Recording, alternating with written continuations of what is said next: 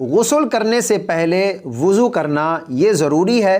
اگر کوئی شخص غسل سے پہلے وضو نہ کرے تو کیا اس کا غسل ہوگا یا اس کا غسل نہیں ہوگا؟ سب سے پہلے میں غسل کے فرائض اور غسل کرنے کا جو مکمل طریقہ ہے وہ آپ حضرات کے سامنے عرض کر دیتا ہوں، تاکہ اگر آپ کو کوئی کنفیوژن ہے تو آپ کی کنفیوژن دور ہو جائے۔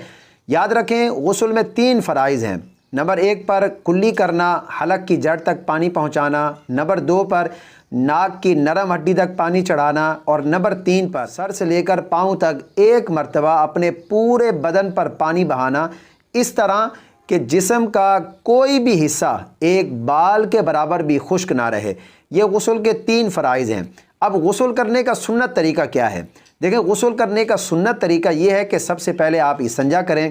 جسم کے کسی حصے پر کوئی نجاست لگی ہے تو آپ اس کو صاف کر لیں۔ اس کے بعد پھر آپ نماز جیسا وضو کریں، یعنی جس طرح ہم نماز کے لیے وضو کرتے ہیں، 3 دفعہ آپ ہاتھ دھوئیں، پھر 3 دفعہ کلی کریں، پھر 3 دفعہ ناک میں پانی چڑھائیں، پھر 3 دفعہ اپنا چہرہ دھوئیں، پھر 3 دفعہ دایاں بازو دھوئیں، پھر 3 دفعہ بایاں ہاتھ دھوئیں، اس کے بعد پھر سر کا مسح کریں، پھر اس کے بعد 3 دفعہ جو ہے وہ پہلے دایاں پاؤں دھوئیں، پھر 3 دفعہ بایاں پاؤں دھوئیں۔ جس طرح ہم نماز کے لیے وضو کرتے ہیں آپ اسی طرح مکمل وضو کر لیں۔ اس کے بعد پھر آپ دائیں کندھے پر پہلے 3 مرتبہ پانی بہائیں، پھر اس کے بعد بائیں کندھے پر 3 مرتبہ پانی بہائیں، اور پھر سر سے لے کر اپنے پورے بدن پر 3 مرتبہ پانی بہائیں۔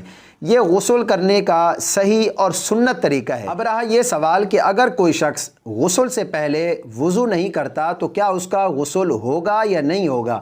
تو یاد رکھیں، غسل سے پہلے وضو کرنا یہ سنت ہے، کوئی فرض یا واجب نہیں ہے، یعنی غسل کے فرائض اور واجبات میں سے نہیں ہے۔ اب یہ نہیں کہا جائے گا کہ کسی شخص نے غسل سے پہلے وضو نہیں کیا تو اس کا غسل بھی نہیں ہوگا، بلکہ اگر کوئی شخص غسل کے ان 3 فرائض کو ادا کر لیتا ہے، کلی کرنا، ناک کی نرم ہڈی تک پانی چڑھانا اور پورے بدن پر ایک مرتبہ پانی بہانا، اس طرح کہ جسم کا کوئی بھی حصہ ایک بال کے برابر بھی خشک نہ رہے، اگر کوئی شخص غسل کی یہ 3 فرائض ادا کر لیتا ہے تو اس کا غسل ہو جائے گا۔